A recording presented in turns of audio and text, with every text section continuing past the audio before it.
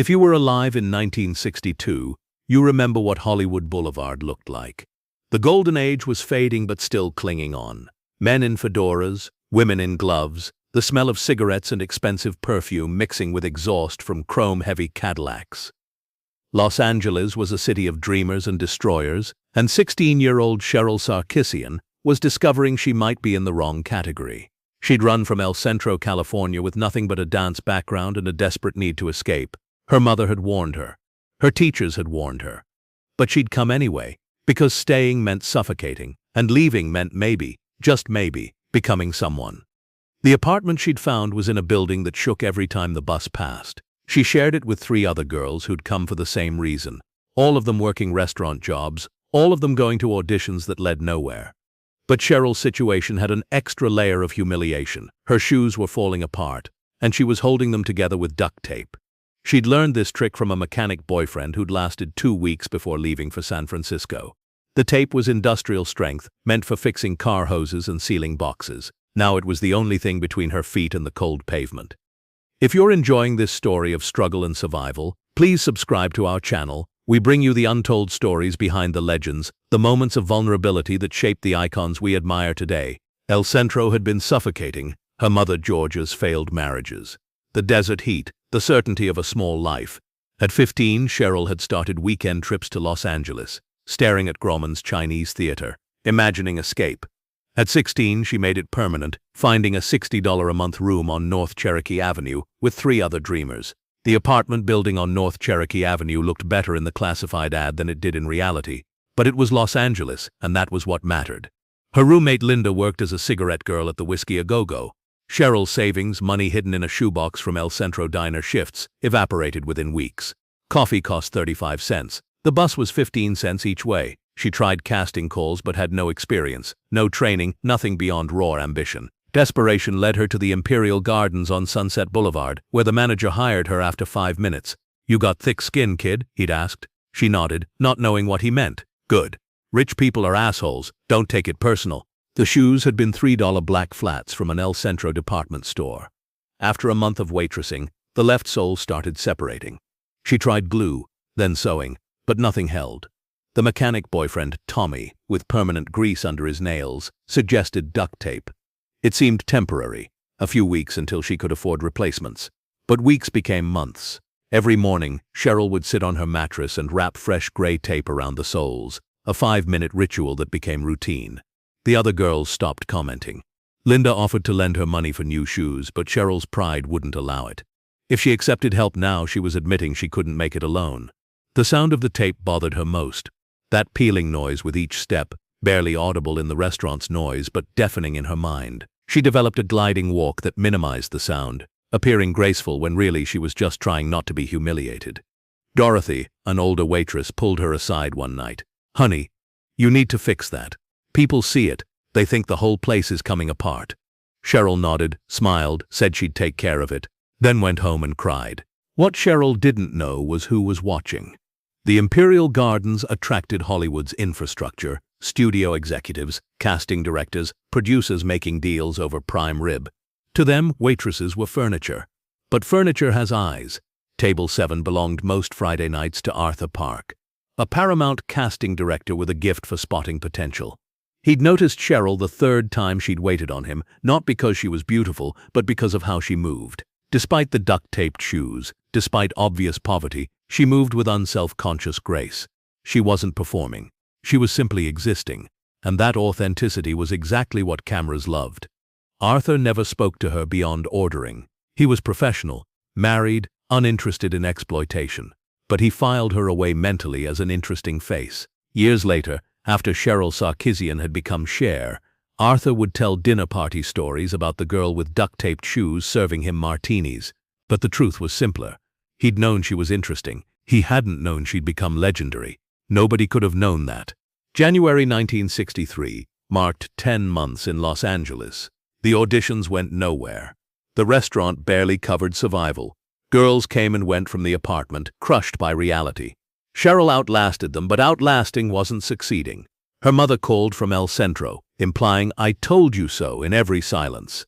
Cheryl lied, said things were going well. That breakthrough was close. The shoes required more tape weekly, the left wrapped entirely around the sole and up the sides. She wore them only for work now, barefoot in the apartment to preserve them, as if hours without use would make them last forever. The night everything changed, started ordinarily. Friday shift, 5 p.m. arrival, uniform change, tape check. The restaurant filled with expensive suits and wealth. She worked efficiently, had learned to be attentive without intrusive. Table 12 seated 4 men, she recognized as regulars. They ordered steaks, rare and dry martinis, standard. She brought drinks, delivered food 10 minutes later, was turning to leave when one spoke. "Excuse me, miss." She turned back. Professional smile ready for the typical request. But the man was looking at her shoes, actually looking, direct and assessing. "Those are impressive," he said, his tone making clear he wasn't mocking. She froze, heat rising in her face, humiliation crashing over her.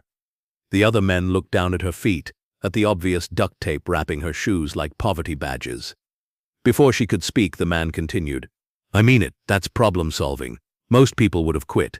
You found a solution and kept working." He looked at her face. "What's your name?" "Cheryl Sarkisian." Another man laughed. "That's not a name for Hollywood." The first man waved him off. "She can change it if needed. The question is whether she's got backbone to stick around." He turned back to Cheryl. "You're an actress?" The question hung heavy. Was she?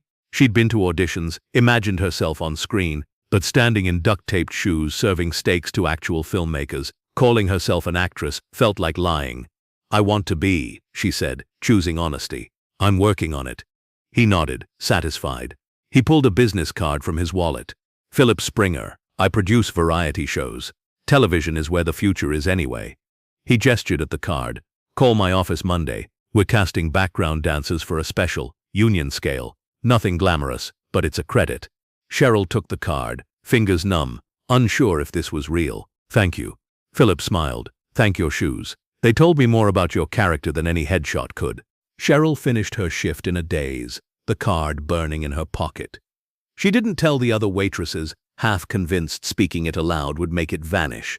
At home near midnight, Linda was smoking on the fire escape. Cheryl showed her the card. "Philip Springer's legit," Linda confirmed. "He did that Red Skelton special." Monday crawled. Cheryl called at 9, left her name with a bored secretary. She waited by the phone all day, skipping work, terrified of missing the callback. At 6:15, it rang. The secretary, less bored now, scheduled her for Wednesday at 2. Wednesday arrived. Philip Springer's office on Vine Street smelled like old coffee and mimeograph ink. Cheryl arrived 20 minutes early, too nervous to read the magazine in her hands. At 2 exactly, Philip emerged, shook her hand, led her to his office. "I'll be direct," he said. "The dancer position filled yesterday, but I've been thinking about what I saw Friday night." Cheryl's heart sank, then confused itself because he was still talking.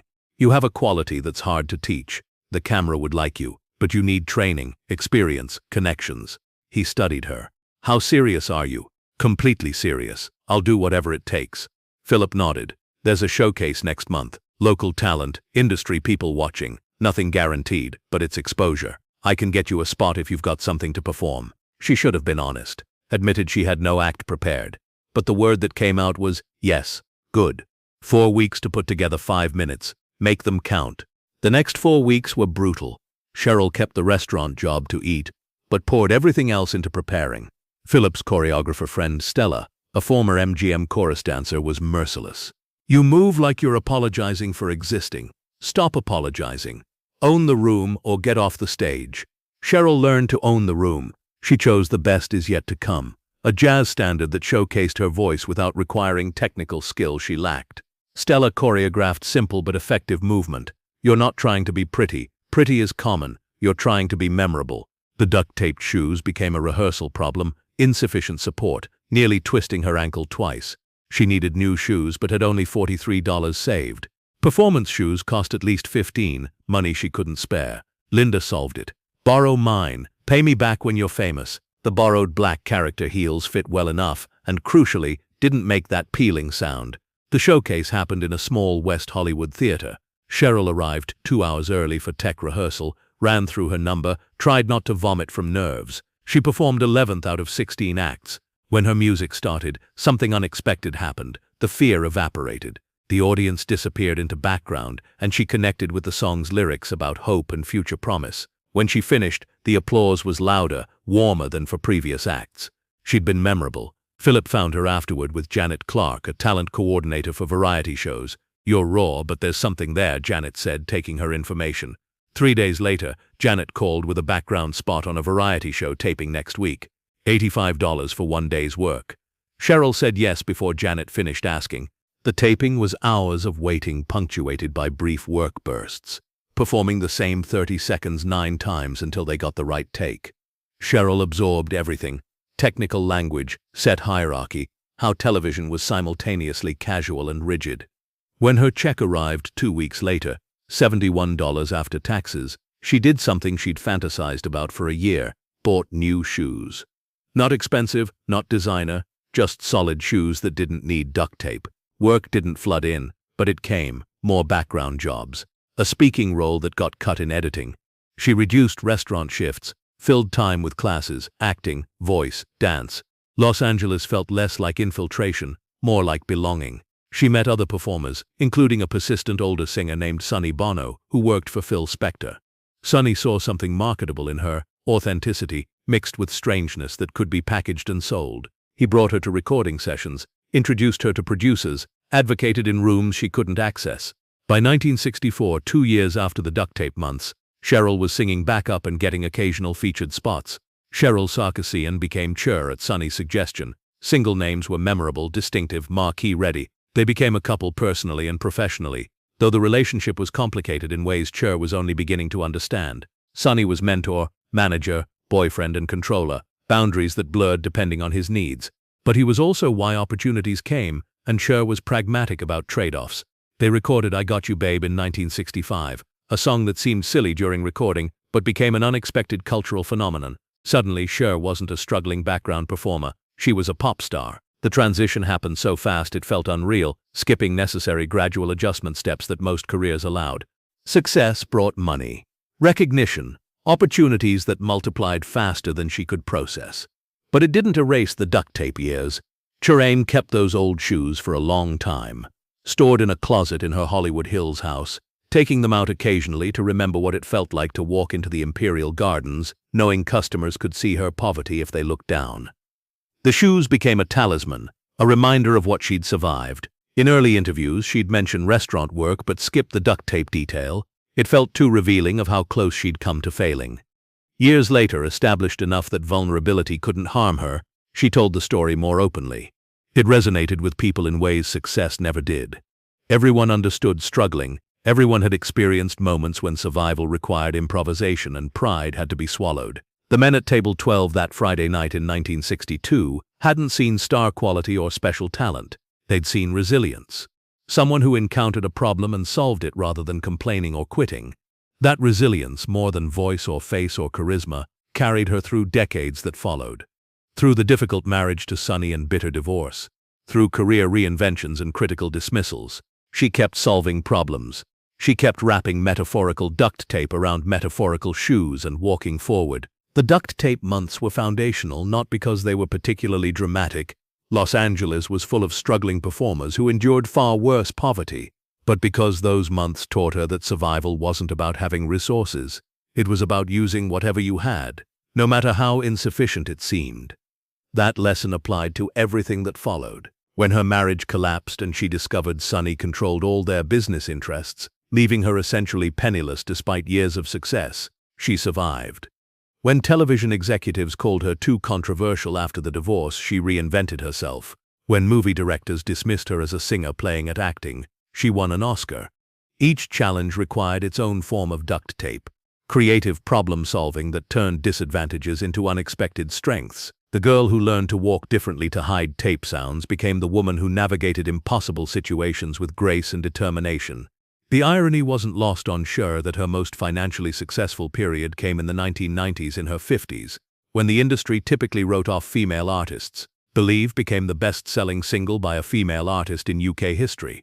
The woman who couldn't afford shoes at 16 was performing in costumes worth more than luxury cars. But wealth didn't erase poverty's muscle memory.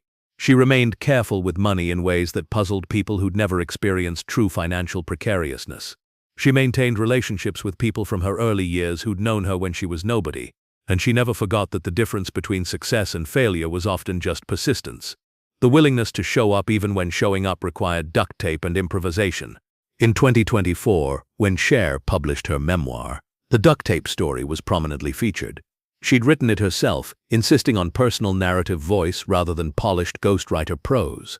The detail about the sound, that peeling noise that haunted every shift, resonated particularly strongly.